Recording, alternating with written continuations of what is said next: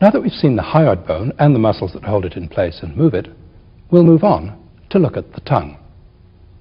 The shape of the mobile anterior part of the tongue is familiar to us from everyday encounters.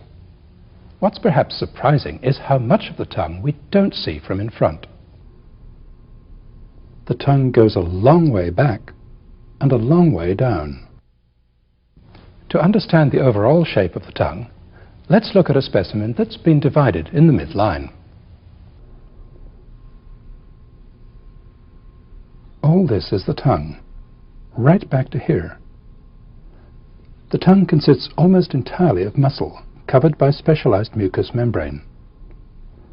The freely mobile anterior part of the tongue almost fills the oral cavity. The massive posterior part of the tongue, which is much less mobile, faces backwards into the oropharynx. This structure below and behind the back of the tongue is the epiglottis. We'll see it in the next section.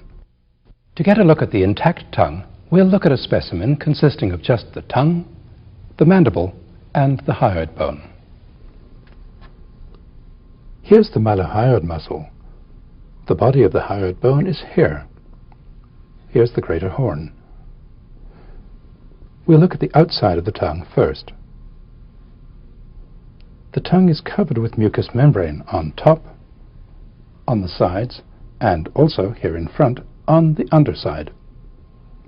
The mucous membrane of the tongue is continuous with the mucous membrane that covers the floor of the mouth and the alveolar process. There's a deep valley between the alveolar process and the side of the tongue. This projecting fold in the midline is the frenum.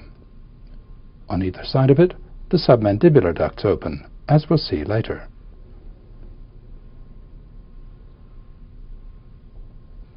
The mucous membrane over the root of the tongue is thin and mobile.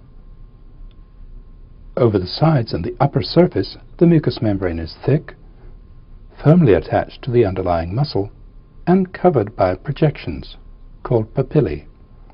The largest of these, the valleculate papillae, are in a row back here.